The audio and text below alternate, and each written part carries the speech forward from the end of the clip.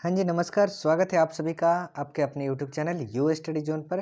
तो कैसे हैं आप सभी लोग? उम्मीद करता हूँ आप सभी लोग स्वस्थ और मस्त होंगे और अपनी पढ़ाई अच्छे से कर रहे होंगे। तो जैसा कि आपको पता है कि हमने इससे पहले वाले वीडियो में अर्थात सैटरडे के क्लास में बिहार की स्थिति को और बिहार के इस इतिहास के बारे में थोड़ा-सा समझ लिया था।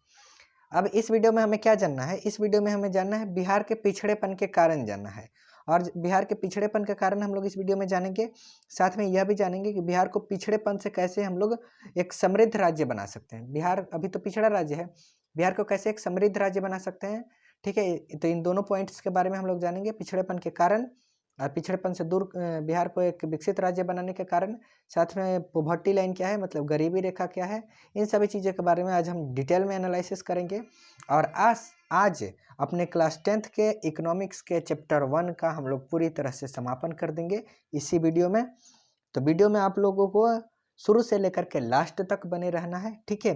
थोड़ा सा भी पार्ट स्किप नहीं करना है, जो भी चीज़ें बताऊँ उसका नोट्स बनाना है, ठीक है? और अभी भी थोड़ा मैं शुरुआत में ही बता दे रहा हूँ, बाकी हम लोग बीच में बात ज़्यादा नहीं करेंगे, अपना पढ़ाई शुरू से लास्ट तक करेंगे, ठीक है? तो यदि देखिए आपको बोर्ड एग्जाम में क्या है, अपने एरिया में आपको शुरू से पहले भी बता चुका हूँ कि ज़्यादा नंबर लाना है, ठीक है? अपने एरिया में सबसे ज़्यादा बोर्ड एग्जाम में नंबर लाना है तो आपको क्या करना पड़ेगा, सबसे अलग कार्य करना पड़ेगा। अलग कार्य का मतलब होगा कि आपको अभी से पढ़ना पड़ेगा। देखिए अलग रिजल्ट सबसे लाना है, सबसे अच्छा रिजल्ट लाना है। तो सभी जो कार्य कर रहे हैं उसी को आप भी कीजिएगा तो अच्छा रिजल्ट कभी नहीं आएगा। इसलिए जो बाकी लोग कार्य कर रहे हैं उससे हट करके आपको क्या करना पड़ेगा, शुरुआत से पढ़ना पड़ेगा। सभी लोग क्या करते हैं, जब बोर्ड एग्जाम नज़दीक आता है, 1 महीना 2 महीना 3 महीना बचता है, तब वो लोग क्या करते हैं, सब्जेक्टिव ऑब्जेक्टिव गाइड रटना शुरू करते हैं। और आप यदि डिटेल में अभी से हमारे साथ जुड़े हैं तो पूरा क्लास किए रहिएगा, तो आपको मैं प्रॉमिस दिलाता हूँ कि आपको लास्ट में ये सब्जेक्टिव ऑब्जेक्टिव गाइड रटने की आवश्यकता नहीं पड़ेगी। ये सब आपको पहले से ही इस क्लास में ही मिल जाएगा, ये सारी चीज़ें आपको पहले से ही पता रहेगा, ठीक है? तो अभी आपको मेहनत करना पड़ेगा, लेकिन बाद में आप जब जाइएगा तो उस समय जब सब पढ़ना स्टार्ट करेंगे आपको पहले से ही सब चीज़ें याद रहेंगी, ठीक है? तो अभी से आपको शुरू से लग जाना है और नोट्स बनाना है और अच्छी तरह से याद करना है, ठीक है? और आप बाकी यू स्टडी जोन पर भरोसा रखिए, आपका आपके क्षेत्र में सबसे अधिक नंबर आएगा, ठीक है? तो आइए बिना किसी देरी के हम लोग स्टार्ट करते हैं आज का अपना क्लास, ठीक है? कहाँ गया हमारा, कहाँ तक हमने पढ़ लिया था? बिहार का इतिहास जान लिया था, है ना? हाँ, बिहार का इतिहास हमने जान लिया था। अब आइए जानते हैं आज बिहार के पिछड़ेपन के कारण को जानते हैं, ठीक है? बिहार के पिछड़ेपन के कारण क्या-क्या हैं? आइए आज हम लोग समझते हैं। तो बिहार का पहला पिछड़ापन का प्रमुख कारण क्या है? प्रमुख कारण है बिहार के पिछड़ेपन का तेज़ी से बढ़ती हुई जनसंख्या। अब भैया तेज़ी से बढ़ती हुई जनसंख्या बिहार के पिछड़ेपन में कैसे कारक है? तो देखिए, बिहार में तो आपको पता है कि संसाधन है लेकिन उतनी नहीं है, ठीक है? तो बिहार का जो भी संसाधन होता है जनसंख्या के भरण-पोषण में ही चला जाता है और बिहार विकास के कार्यों में ज़्यादा बिहार मतलब विकास के कार्यों में ज़्यादा अपने संसाधनों का उपयोग नहीं कर पाता है। इसलिए तेज़ी से बढ़ती हुई जनसंख्या एक प्रमुख कारण है। देखिए बिहार में जनसंख्या काफ़ी तेज़ी से बढ़ रही है, इसके चलते बिहार के विकास का जो भी संसाधन है, जनसंख्या के भरण-पोषण में ही चले जाते हैं और हम लोग ज़्यादा विकास के कार्यों पर संसाधनों को खर्च नहीं कर पाते हैं क्योंकि बचता ही नहीं है खर्च करने के लिए। ठीक है? तो पहला कारण हो गया तेज़ी से बढ़ती हुई जनसंख्या। अभी सिर्फ़ हम लोग कारण जान लेते हैं, बाद में इसको कैसे ठीक कर सकते हैं उसको इसके बाद समझेंगे। दूसरा कारण है आधारिक संरचना का अभाव। 1 सेकंड पेन का कलर चेंज हो जा रहा है, व्हाइट हो जा रहा है। हाँ, दूसरा पॉइंट क्या है? आधारिक संरचना का अभाव। तो इसमें क्या होता है बिहार में देखिए आधारिक संरचना का मतलब आपको शुरू में ही बताया था अ, मतलब सैटरडे वाले क्लास में कि जिस देश का आधारिक संरचना क्या होता है अधिक होता है, जितना अधिक होता है वह देश क्या होता है उतना ही अधिक विकसित होता है। तो सेम अप्लाई होता है राज्य के लिए भी। अब बिहार में इसकी कमी है, इसका मतलब क्या होगा, बिहार का विकास नहीं हो पाएगा यानी पिछड़ा रहेगा। तो बिहार में देखिए आधारिक संरचना के अंतर्गत सड़क, बिजली, सिंचाई, परिवहन, शिक्षा यही सब बताया था। तो बिहार में इन सारी चीज़ों की कमी है। हालाँकि मैं मान रहा हूँ कि सड़क जो है और बिजली जो है विगत कुछ सालों में इनकी स्थिति में सुधार आया है। लेकिन हाँ, उतना अच्छा से सुधार नहीं हुआ है, ठीक है? सड़क की अभी भी प्रॉब्लम है सड़कों के में। और सबसे ज़्यादा इम्पोर्टेंट है सिंचाई। अब देखिए बिहार की जो अर्थव्यवस्था है पूरी तरह कृषि पर आधारित है और कृषि में सिंचाई के लिए ही अच्छी व्यवस्था, आधुनिक उपकरणों की सुविधा बिहार के सभी क्षेत्रों में उपलब्ध नहीं है, ठीक है? तो बिहार को यदि विकसित बनाना है तो इन सभी चीज़ों पर ध्यान देने की आवश्यकता है जो कि बिहार में आधारिक संरचना की कमी है, ठीक है? अब आइए इसके आगे हम लोग समझते हैं। दूसरा क्या है? कृषि पर निर्भरता। ये व्हाइट हो जा रहा है, 1 सेकंड। नेक्स्ट पॉइंट है कृषि पर निर्भरता। अब बिहार की अर्थव्यवस्था पूरी तरह से कृषि पर ही आधारित है, क्योंकि जब आपका नवंबर 2000 में क्या हुआ था, बिहार से झारखंड अलग हो गया था। ठीक है, तो जो भी बिहार के जो औद्योगिक क्षेत्र थे वो सभी झारखंड में चले गए थे, सिर्फ उर्वरक भूमि ही बिहार में बच गया था। तो बिहार की अर्थव्यवस्था क्या हुई, पूरी तरह से कृषि पर ही रहना पड़ा बिहार को, बिहार की अर्थव्यवस्था को। ठीक है, तो कृषि पर ही निर्भरता है, इसलिए बिहार क्या है, पिछड़ा राज्य है। नेक्स्ट पॉइंट है बाढ़ तथा सूखे का प्रभाव। ठीक है, नेक्स्ट पॉइंट क्या है, बाढ़ तथा सूखे से क्षति। अब देखिए बिहार में हर साल क्या होता है, बाढ़ तथा सूखे का प्रकोप झेलता है। बिहार हर साल बाढ़ तथा सूखे का प्रकोप झेलता है। बिहार के उत्तरी भाग में क्या होता है, हर साल बाढ़ तबाही करता है। ठीक है, बिहार के उत्तरी भाग को तबाह कर देता है, क्या, बाढ़ तबाह कर देता है, और दक्षिणी भाग को सूखे से ग्रसित रहता है। तो बिहार में सूखा और बाढ़ बिहार के विकास की स्थिति में सबसे बड़ा बाधक है। ठीक है, और नेक्स्ट पॉइंट है कि औद्योगिक पिछड़ापन। आपको मैं बताया था क्या कि बिहार से झारखंड कब अलग हुआ था, बिहार से झारखंड अलग हो गया था आपका 15 नवंबर 2000 को। ठीक है, तो बिहार से जब झारखंड अलग हुआ तो जितना भी उद्योग थे सब झारखंड में चले गए, तो बिहार में क्या हो गई, औद्योगिक पिछड़ापन आ गई। ठीक है, और किसी भी देश या राज्य के लिए औद्योगिक विकास से जरूरी होता है। ठीक है, लेकिन जब बिहार से झारखंड अलग हुआ तो बिहार का अधिकांश उद्योग क्षेत्र झारखंड में चले गए। बिहार में क्या बचा, बस चीनी उद्योग बच गया, आपका रेल के चक्का बनाने वाला उद्योग बच गया। तो इन सभी चीज़ों से उतनी प्रॉफिट बिहार सरकार को नहीं हो पाती है, इसलिए बिहार क्या हो गया, औद्योगिक पिछड़ापन बिहार में आ गई 15 नवंबर 2000 को जब अलग हुआ झारखंड तब। ठीक है, अब अलग हुआ के क्या मतलब है, अलग हुआ का मतलब हो गया कि इससे पहले देखिए 15 नवंबर 2000 से पहले बिहार जो था आपका बिहार और झारखंड, ठीक है, यह दोनों दो राज्य नहीं थे, सिर्फ एक ही राज्य था। क्या था वो, सिर्फ बिहार था। लेकिन 15 नवंबर 2000 को बिहार से एक अलग राज्य बनाया गया जिसका नाम क्या हुआ, झारखंड। जैसे कि तेलंगाना बना था, आपको याद होगा, तो वैसे ही बिहार से भी बनाया गया था क्या, झारखंड को अलग करके एक अलग राज्य झारखंड बनाया गया था। चलिए नेक्स्ट पॉइंट क्या है, और हाँ इस डेट को थोड़ा याद रखिएगा आप लोग। क्या डेट है हमारा, कि डेट है हमारा 15 नवंबर 2000 को बिहार से झारखंड अलग हुआ था। ऑब्जेक्टिव में पूछता है कि झारखंड की स्थापना दिवस क्या है, या फिर बिहार से झारखंड कब अलग हुआ था, तो बताइएगा 15 नवंबर 2000 को। नेक्स्ट पॉइंट क्या आता है, नेक्स्ट पॉइंट आता है गरीबी। ठीक है, नेक्स्ट पॉइंट क्या आता है, गरीबी। अब बिहार के पिछड़ेपन का एक यह भी क्या है, प्रमुख कारण है, जिसका नाम है गरीबी। क्योंकि बिहार एक ऐसा भारत का राज्य है जहाँ पर क्या है, जहाँ पर गरीबी काफ़ी अधिक है। ठीक है, राज्य में प्रति व्यक्ति जो आय है वह देश के प्रति व्यक्ति आय के आधे से भी कम है। मतलब भारत में यदि मान लीजिए भारत का प्रति व्यक्ति आय कितना है, 35,000 रुपया प्रति ईयर पर व्यक्ति का है। ठीक है, वो कितना का, 2004 के अनुसार। ठीक है, और बिहार का कितना था, 28,000 रुपया था। हाँ, भारत का 28,000 रुपया था और बिहार का 5 से 7,000 रुपया प्रति व्यक्ति आय प्रति साल था। तो गरीबी यह है क्या है, एक प्रमुख कारण है बिहार के पिछड़ेपन का, क्योंकि भारत का प्रति व्यक्ति आय के आधे से भी कम है बिहार के प्रति व्यक्ति आय। ठीक है, तो आशा करता हूँ कि आपको ये सभी चीज़ें समझ में आ रहा होगा, और आशा करता हूँ यह भी कि आप लोग इसका नोट्स भी बना रहे होंगे, क्योंकि सिर्फ वीडियो लेक्चर देखिएगा तो कुछ फ़ायदा नहीं होगा। जब तक आप अपने हाथों से खुद से लिख करके नोट्स बनाइएगा नहीं, तब तक आपके दिमाग में सेट नहीं होगा। ठीक है, तो नोट्स बनाना सबसे ज़्यादा ज़रूरी है। सातवां प्रमुख कारण क्या है, सातवां प्रमुख कारण है कि खराब विधि व्यवस्था तथा कुशल प्रशासन का अभाव। अब बिहार के पिछड़ेपन का यह एक सबसे क्या कहा जाए, प्रमुख कारण है।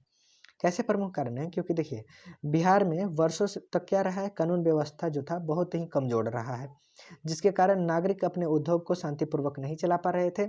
ठीक है, अब क्या बिहार का कानून व्यवस्था अच्छा नहीं रहेगा तो जो भी कानून मतलब पुलिस वाले अच्छे नहीं रहेंगे, अच्छे से अपना कार्य नहीं करेंगे, तो क्या होगा, चोरी चपारी ज़्यादा होगा, लूटपाट ज़्यादा होगा। तो कोई मान लीजिए उद्योग वाला है, अपना कार्य कर रहा है, बिजनेस कर रहा है, और शाम को करके लौट रहा है, जितना भी पैसा कमाया है कोई चोर आकर के छीन लेगा, मारपीट के छीन लिया। तो इससे क्या हुआ, अशांति का माहौल हो गया, जिसके कारण यहाँ जो भी व्यापारी थे, उद्योग वाले थे, वे सभी यहाँ से पलायन करने लगे और दूसरे राज्य में जाने लगे, जिसके कारण औद्योगिक पिछड़ापन आ गया। ठीक है, और साथ में क्या हुआ, बिहार का जो प्रशासन था उसमें भ्रष्टाचार के कई उदाहरण सामने आने लगे। ठीक है, जिसके कारण बिहार में अशांति का माहौल बन रहा। अब बिहार के जो प्रशासन था उसमें भ्रष्टाचार आने लगा, कि जो भी प्रशासन वाले थे वो अधिक घूस लेने लगे।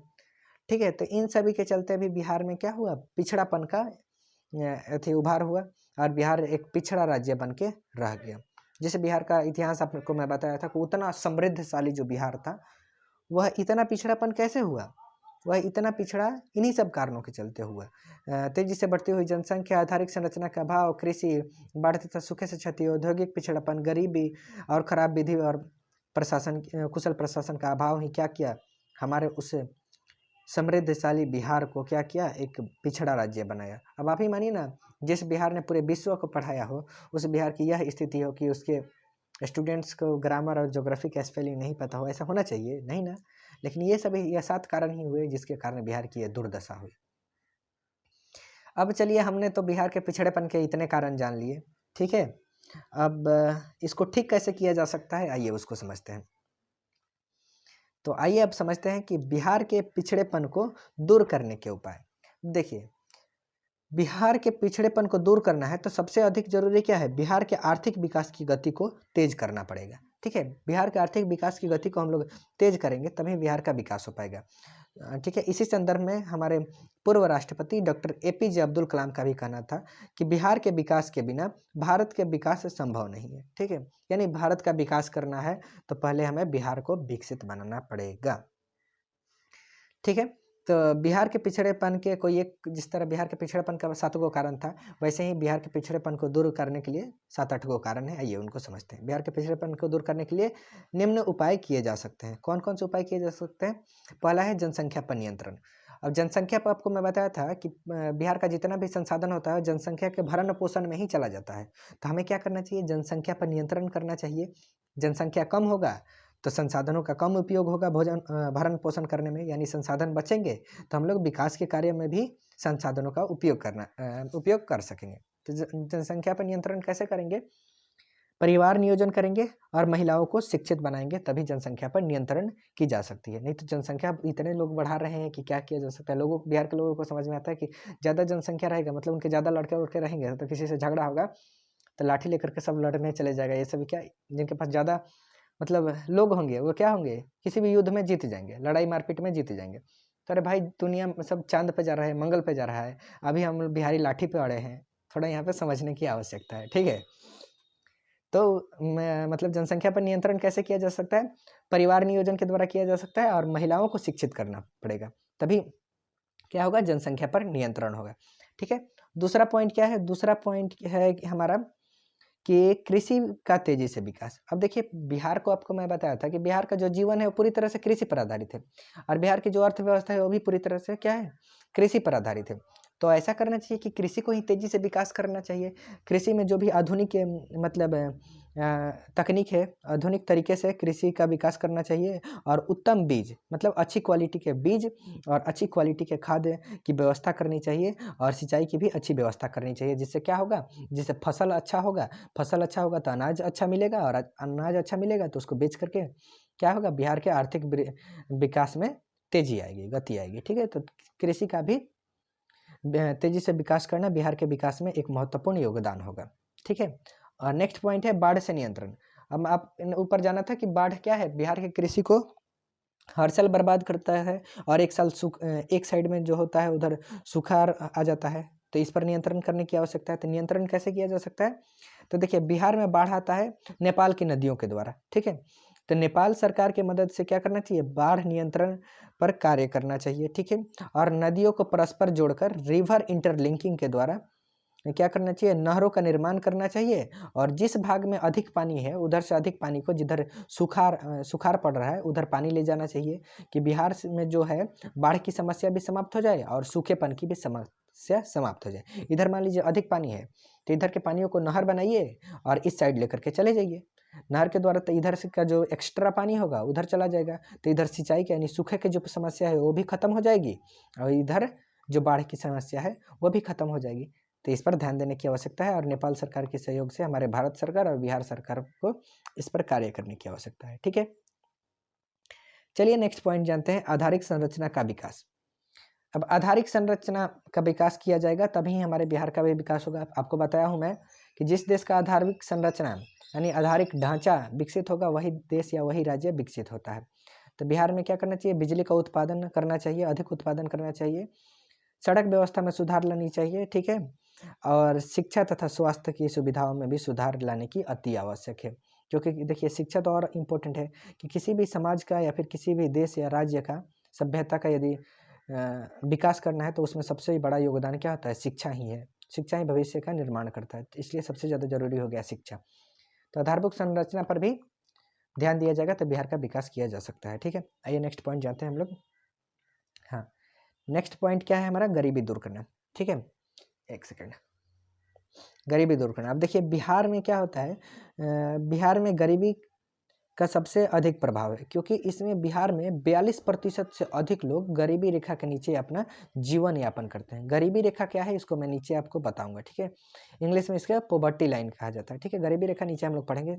अभी यहाँ पे देखिए बिहार में गरीबी का सबसे अधिक प्रभाव है। 42% से अधिक लोग बिहार में क्या करते हैं? गरीबी रेखा के नीचे जीवन यापन करते हैं। इसलिए बिहार के लोगों को रोजगार देने की आवश्यकता है। रोजगार मिलेगा तो बिहार से क्या होगी? गरीबी खत्म होगी।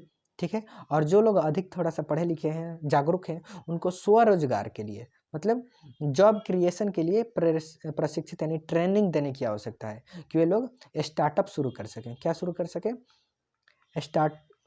स्टार्टअप शुरू कर सके, नए नए एंटरप्रेन्योर्स यहाँ से निकले, तब क्या होगा? बिहार को मतलब बिहार से गरीबी दूर की जा सकती है। पहले तो रोजगार दीजिए जिसको चाहिए भाई, और जो पढ़े लिखे हैं और जो थोड़ा सा जागरूक लोग हैं उनको स्टार्टअप शुरू करने में मदद करनी चाहिए। लेकिन यहाँ पे क्या हो रहा है कि हमारे जो भी सरकारी कर्मचारी हैं, मान लीजिए आप, वो तो ट्रेनिंग देंगे नहीं आपको आकर, और आप यदि कहीं स्टार्टअप शुरू भी कर रहे हैं तो आपको इतने ना वो लोग कागजी डॉक्यूमेंट्स बनवाने के लिए बोल देंगे कि आप तंग हो जाओगे।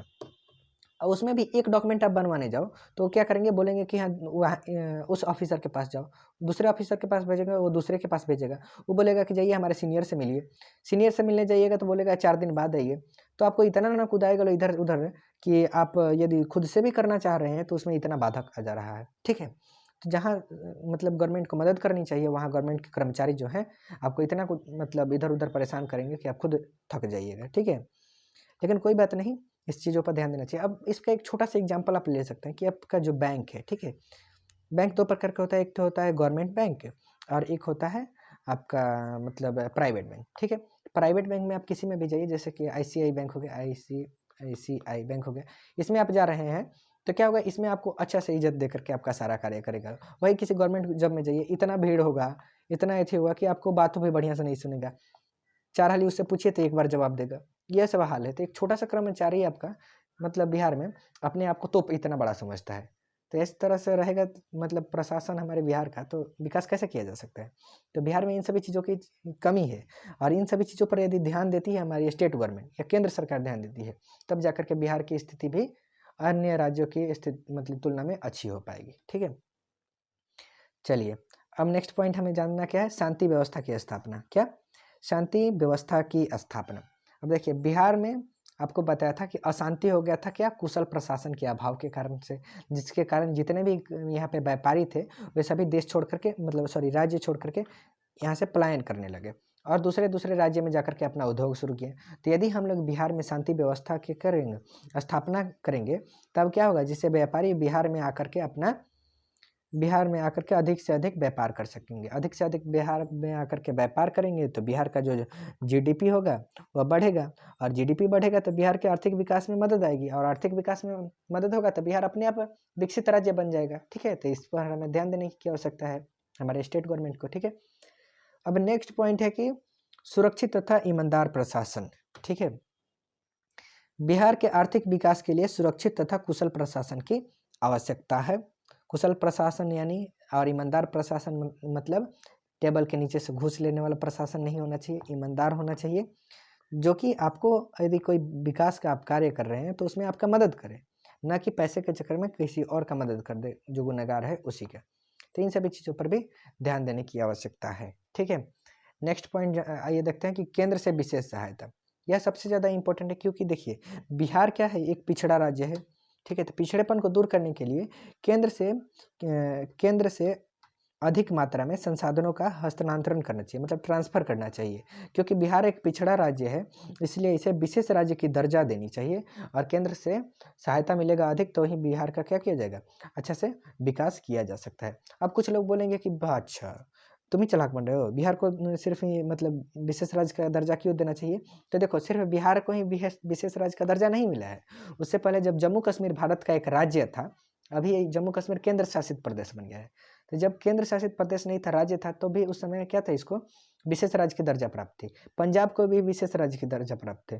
उत्तर पूर्व के जो राज्य थे उनको भी विशेष सहायता मिलता था केंद्र के द्वारा, ठीक है।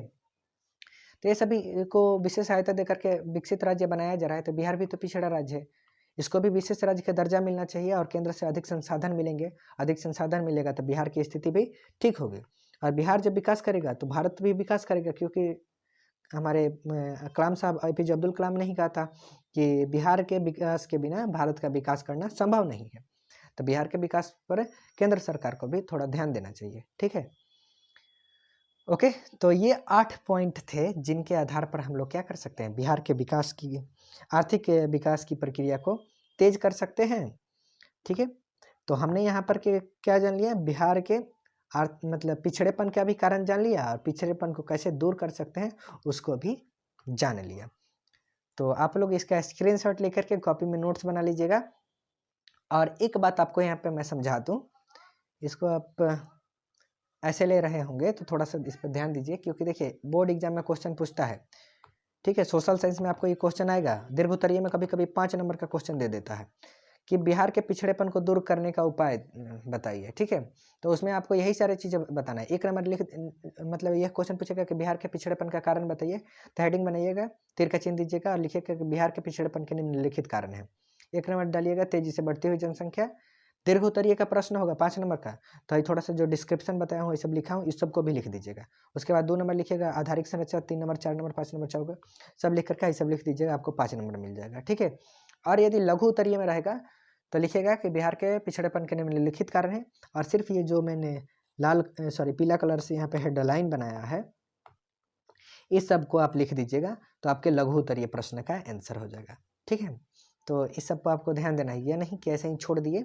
तो ये सभी आपके बोर्ड एग्जामिनेशन के लिए इंपॉर्टेंट है। मैं ये जितना भी आपको नोट्स बना करके यहाँ पढ़ा रहा हूँ, ये सारे आपके बोर्ड एग्जामिनेशन के लिए इंपॉर्टेंट है, ठीक है। तो एक भी पॉइंट को छोड़िएगा मत, सबको अच्छे से नोट्स बना करके समझिएगा, ठीक है। आप अगर कोई भी चीज़ समझ में ना आया होगा तो नीचे कमेंट कीजिएगा, नीचे डिस्क्रिप्शन में लिंक है, सॉरी कमेंट में, मतलब आप कमेंट कीजिएगा। और कुछ अगर डाउट रहे तो यहाँ पे नंबर है ही, आप यहाँ से हमसे जो भी चीज़ में डाउट होगा उसको आप हमसे क्लियर कर सकते हैं, ठीक है। व्हाट्सअप कर दीजिएगा, इस पर आपका डाउट क्लियर हो जाएगा। चलिए अब आगे समझते हैं कि देश के आर्थिक विकास में बिहार की भूमिका क्या, देश के आर्थिक विकास में बिहार की क्या भूमिका है, आइए उसको समझते हैं।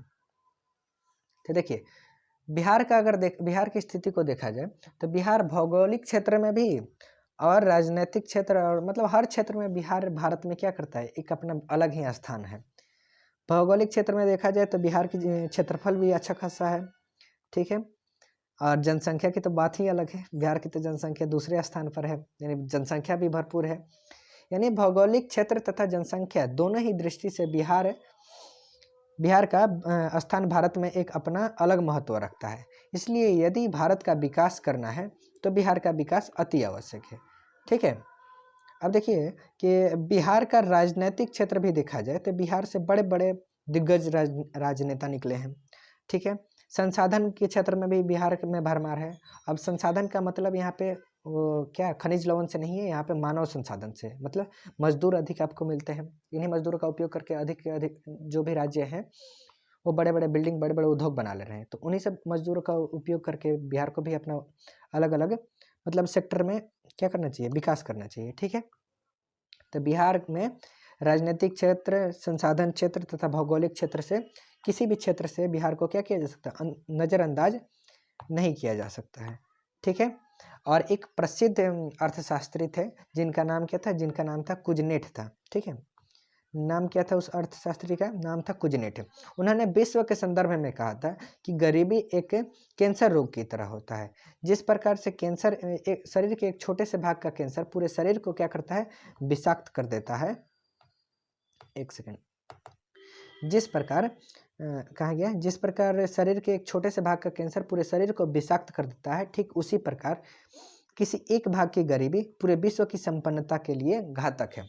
तो इसलिए हम कह सकते हैं कि बिहार को पिछड़ा और गरीब छोड़ करके हम भारत के विकास एवं समृद्धि की कल्पना नहीं कर सकते हैं। ठीक है, तो इस संदर्भ में दो लोगों ने बात कही, ये तो कुजनेट साहब ने बोल दिया और एपीजे अब्दुल कलाम ने भी बोला है कि बिहार के विकास के बिना भारत के विकास की क्या करना, कल्पना करना यह संभव नहीं है। ठीक है, तो सबसे पहले बिहार के विकास पर केंद्र सरकार, राज्य सरकार सबको ध्यान देने की आवश्यकता है।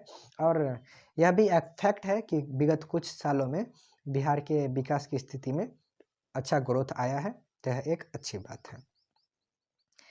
चलिए अब आइए हम लोग नेक्स्ट समझते हैं कि कृषि जनित उद्योग किसे कहते हैं। कृषि जनित उद्योग के बारे में आइए समझते हैं। तो देखिए, कृषि जनित उद्योग का क्या है, तो वे सभी उद्योग जो कृषि उत्पादन पर क्या है, आश्रित हों।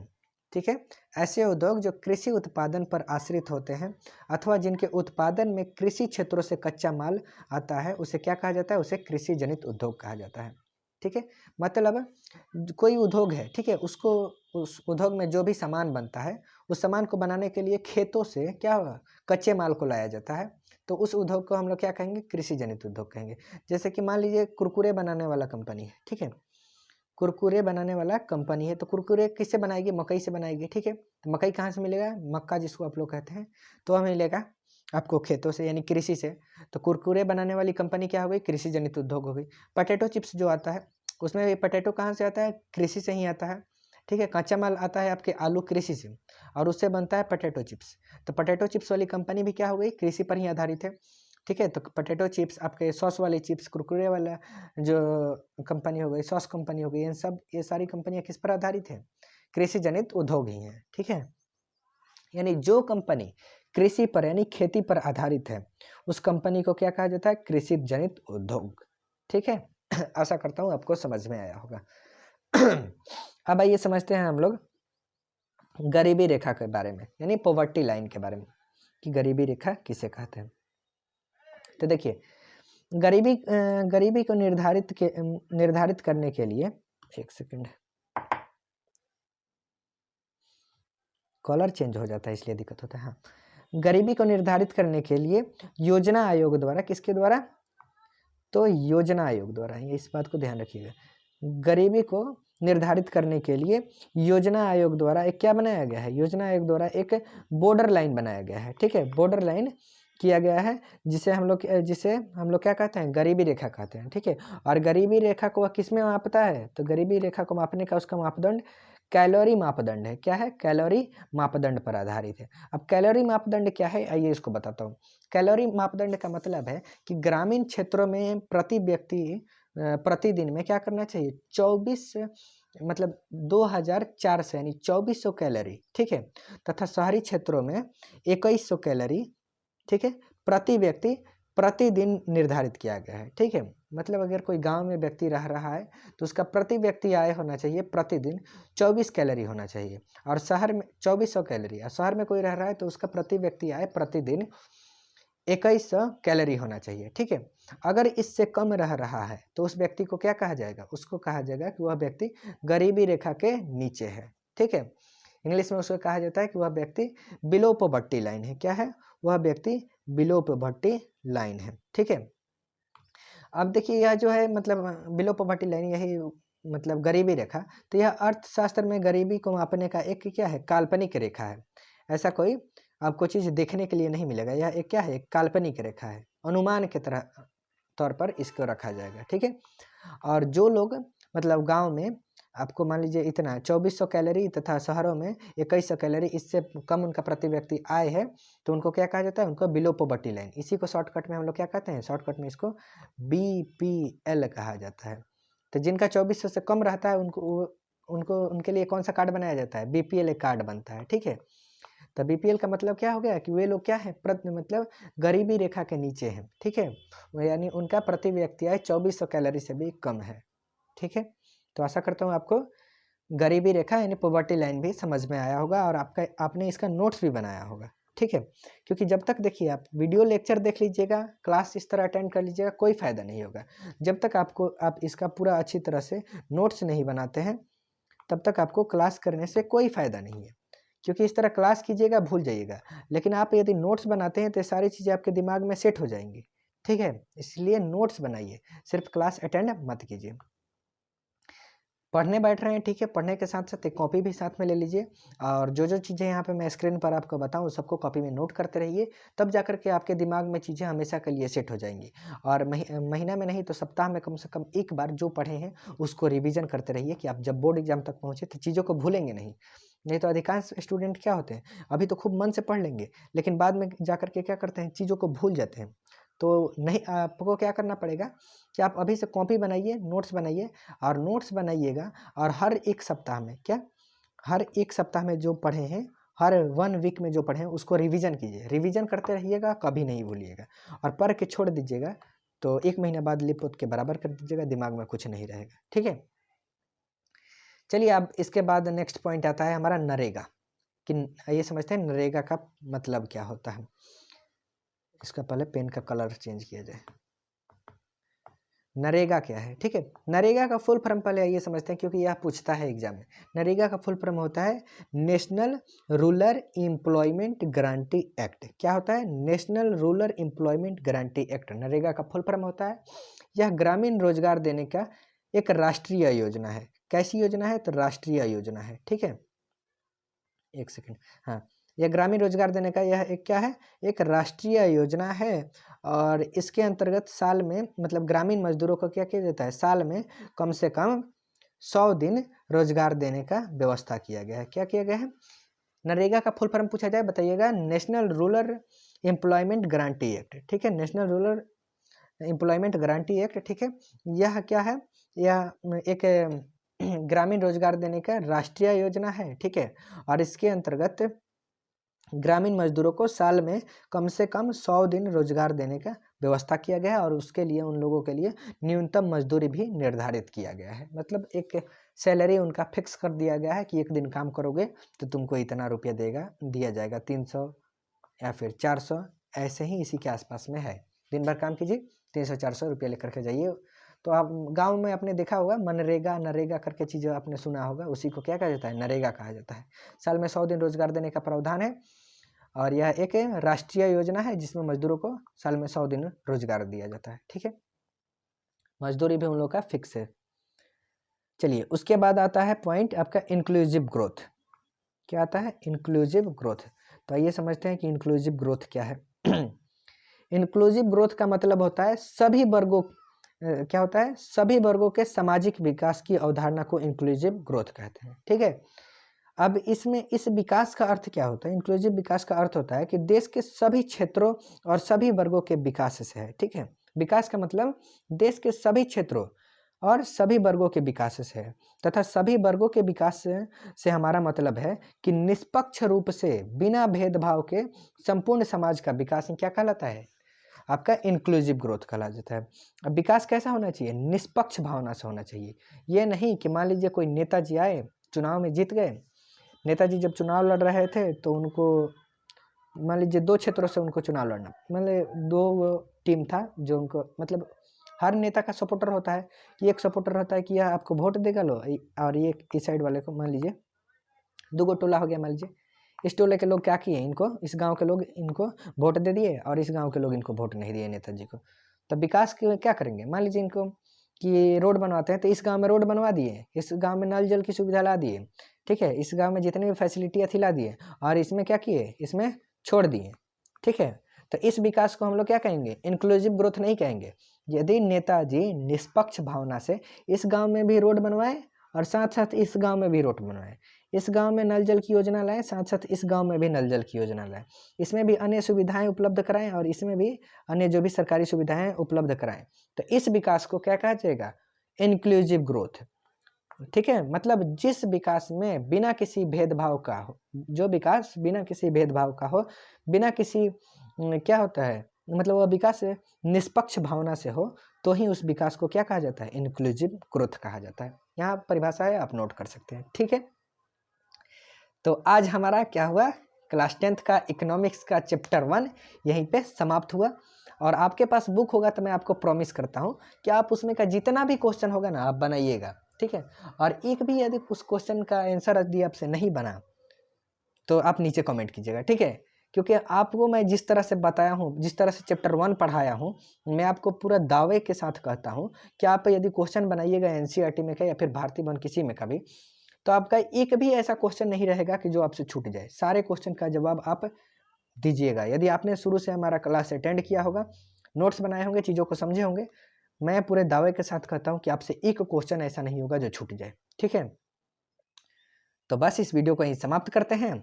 और चैनल को सब्सक्राइब नहीं किए हैं तो जल्दी से चैनल को सब्सक्राइब कर लीजिए, क्योंकि इस चैनल पर क्लास 10th बोर्ड एग्जामिनेशन 2023 की तैयारी कराई जा रही है। ठीक है, YouTube channel you study zone को सब्सक्राइब कर लीजिए और अपना मतलब बोर्ड एग्जाम की तैयारी निफ़िक्र होकर के अपने इस प्यारे से चैनल यू स्टडी जोन के साथ कीजिए। ठीक है, और बाकी हम लोग मिलते हैं नेक्स्ट वीडियो में, नेक्स्ट क्लास में, नेक्स्ट चैप्टर के साथ। नीचे आप लोग कमेंट में बताइएगा कि एक चैप्टर तो हमने इकोनॉमिक्स का खत्म कर दिया, अब कौन सा चैप्टर किस सब्जेक्ट का स्टार्ट किया जाए, नीचे कमेंट में बताइएगा। ऐसे मैं टेलीग्राम पर भी एक पोल बना दूंगा, जिस तरह बच्चे उस पर वोट करेंगे उस तरह हम क्लास स्टार्ट करेंगे उस सब्जेक्ट का। ठीक है, नीचे डिस्क्रिप्शन में लिंक है, आपने टेलीग्राम ग्रुप को ज्वाइन नहीं किया है तो आप चाहे तो टेलीग्राम ग्रुप को भी ज्वाइन कर सकते हैं। ठीक है, तब तक के लिए bye bye, see take care, have a good day. मिलते हैं अगले क्लास में अगले सब्जेक्ट के साथ। तब तक के लिए धन्यवाद। पढ़ते रहिए, मस्त रहिए, स्वस्थ रहिए।